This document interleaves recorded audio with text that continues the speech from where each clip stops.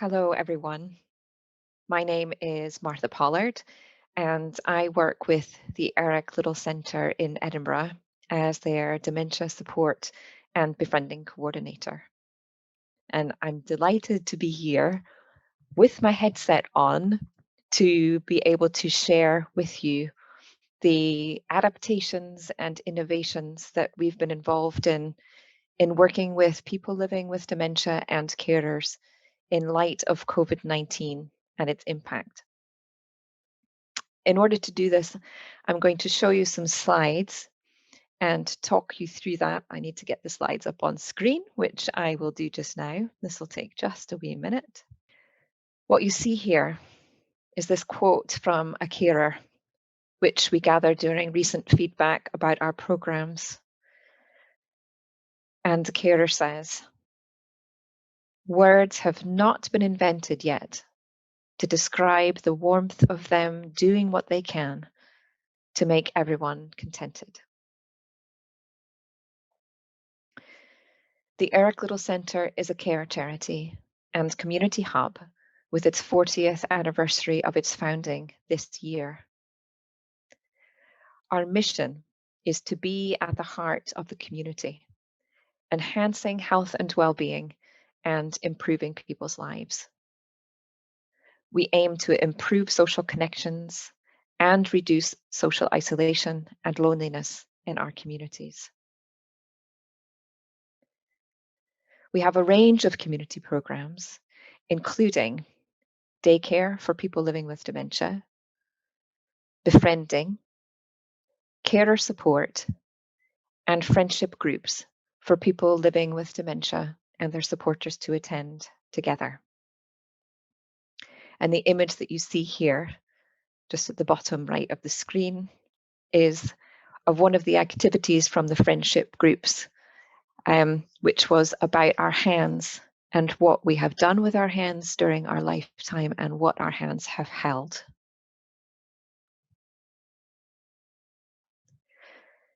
Here's a little snapshot of programs with people living with dementia and carers that was happening within the centre pre-COVID times. Dementia daycare, Monday to Friday, providing care inspectorate regulated, registered provision of support, activities and social engagement.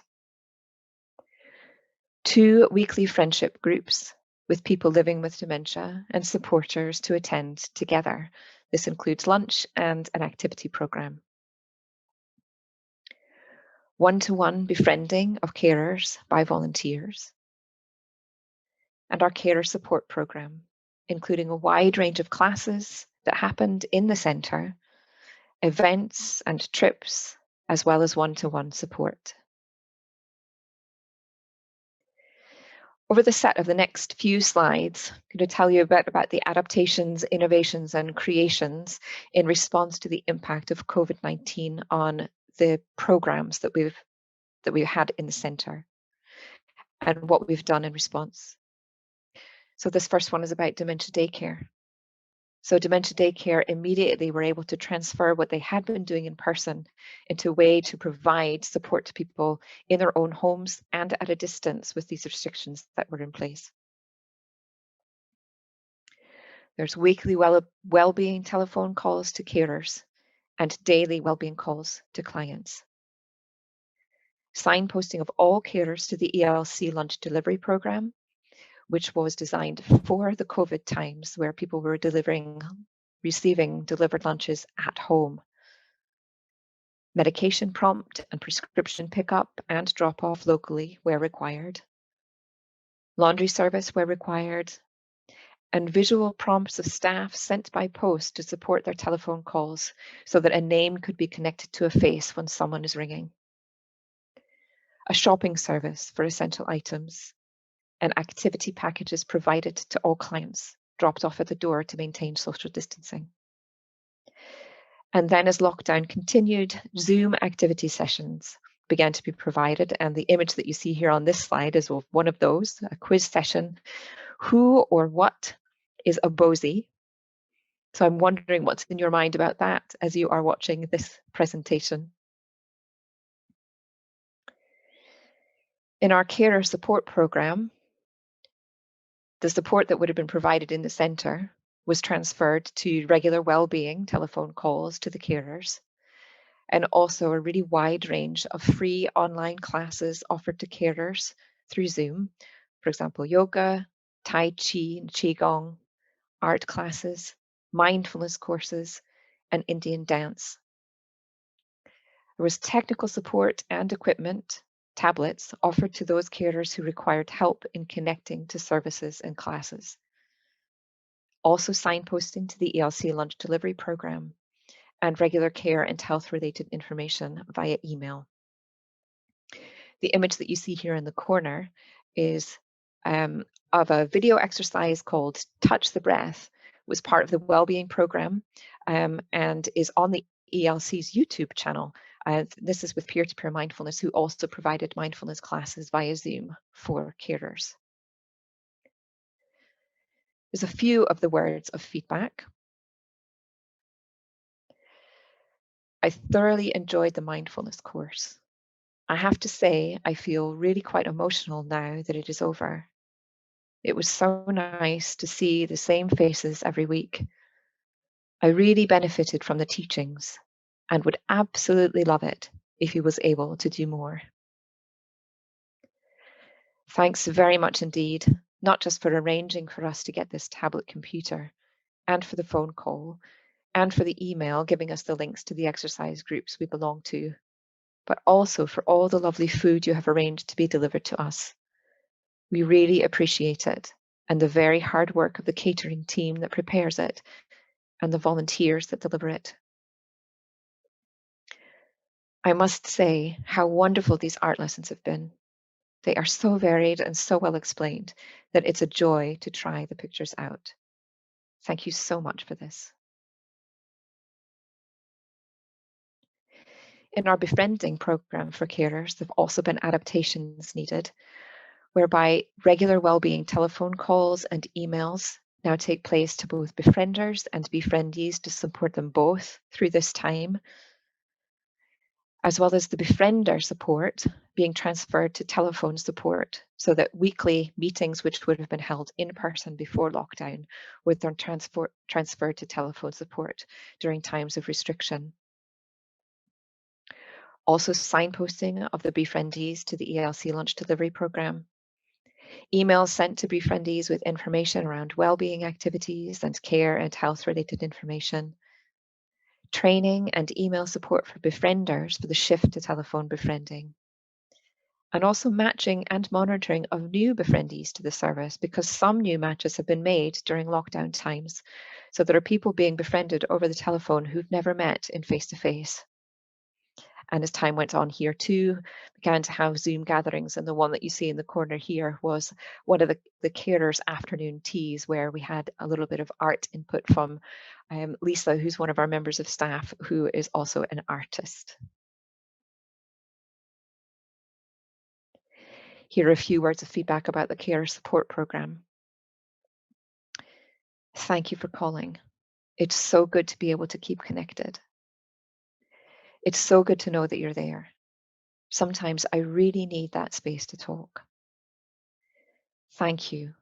I'm so grateful to be in touch with you and the ELC. You put me in a good mood. I always feel better after I speak with you. I really appreciate all the ELC does. I miss it so badly. We'll get together sometime, but phoning really helps. In bereavement, I was given a choice of having a befriender, someone out with my normal friendship to meet and chat objectively of life and so on. I accepted and now have acquired another friend for life. Just realizing before I read out the feedback there, I'd said this was feedback to the carer support program, which it is, but it's specifically related to befriending part of our carer support. And with our friendship groups, we have made some adaptations and innovations and creations as well. So there's weekly wellbeing telephone calls from co-ordinator, and I'm quite involved with the friendship group, so that is involving me. There's intergenerational friendly chat phone calls from Duke of Edinburgh scheme volunteers. So this was matching up people within this programme to volunteers who came forward from George Watson's school, who were part of the Duke of Edinburgh scheme, saying they would be willing to be supporting someone by telephone by way of conversation during this time. And that has worked really well and has been beneficial to both in this case, older person and the young people. That's been just great.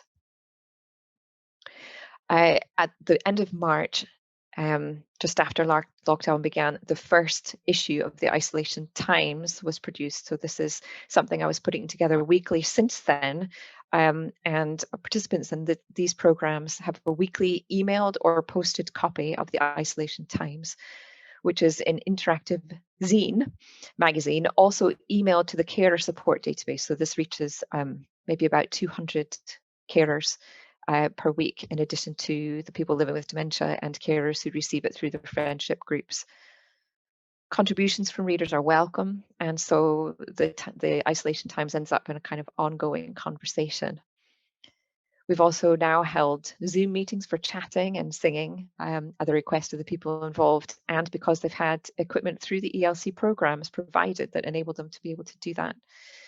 And we accomplished this too with partner funding from the RS McDonald Charitable Trust. And these images that you see here that's one individual issue of the Isolation Times up in the left corner, and that's a set of them that I'm holding there down at the bottom.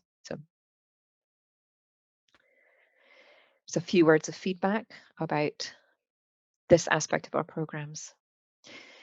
The Isolation Times has certainly conveyed a sense of not being isolated. The information has all been so helpful and interesting, not least today's, and lovely to see all the friendly concern and best wishes for our welfare.